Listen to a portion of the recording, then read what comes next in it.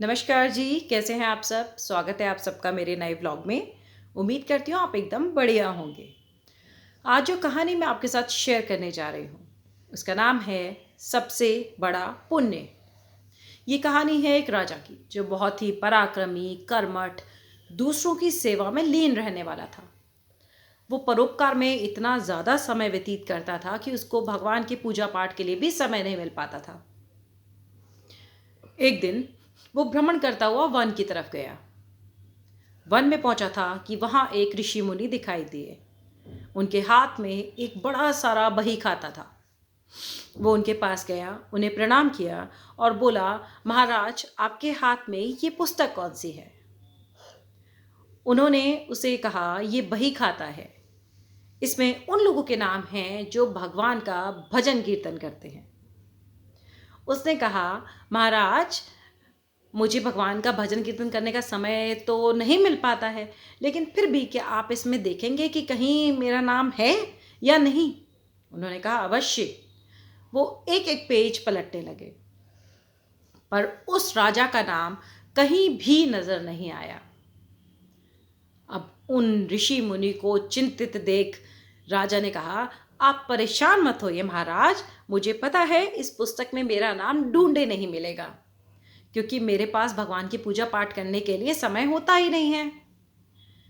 ये कहकर वह उन्हें प्रणाम करके वहां से चला गया। उस पुस्तक में अपना नाम देखकर राजा आत्मग्लानि से भर गया, लेकिन उस आत्मग्लानि को अपने से दूर कर वो लग गया फिर से लोगों की सेवा करने में। करीब 10-15 दिन निकले होंगे। वो फिर भ्रमण करता हुआ उसी जंगल की तरफ गया और वहां वही महाराज उसे फिर से मिल गए।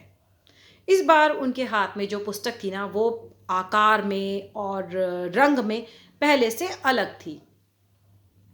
पहले वाले बही खाते के मुकाबले में वो बहुत छोटी थी। उसने महाराज को प्रणाम किया और बोला कि महाराज, इस बार आपके हाथ में जो पुस्तक है, इसमें किसके नाम हैं? तो उन्होंने कहा, मेरे हाथ में जो पुस्तक है ना, इसमें उन लोगों के नाम हैं जो भगवान को बहुत प्यारे हैं। ये सुनकर राजा बड़ी हैरानी से बोला, कितने भाग्यशाली होते होंगे ना वो लोग जिनका जीवन भजन कीर्तन में व्यतीत होता है। भगवान उन्हें कितना प्यार करते होंगे।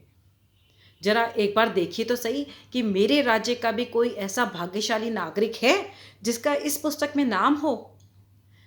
महाराज ने उसकी बात सुनी और उस पुस्तक को खोला और देखते हैं कि पुस्तक के पहले ही पेज पर उस राजा का नाम था। ये देखकर राजा हैरान हो गया। उसने कहा, महाराज, ये कैसे हो सकता है? मुझे तो मंदिर जाने का समय ही कभी कभार मिलता है। तो महाराज बोले कि तुम निस्वार्थ भाव से अपने सुख चैन की परवाह किए बिना गरीब, असहाय लोगों की जो मदद करते हो ना, तुम्हारा जीवन जो दूसरों की भलाई करने में गुजरता है ना, ये किसी भी पूजा पाठ से बढ़कर है। जो लोग परोपकार की भावना में लीन रहते हैं ना, भगवान खुद उनका भजन करते हैं, भगवान खुद उन्हें याद करते हैं और तुम उन्हीं में से एक हो।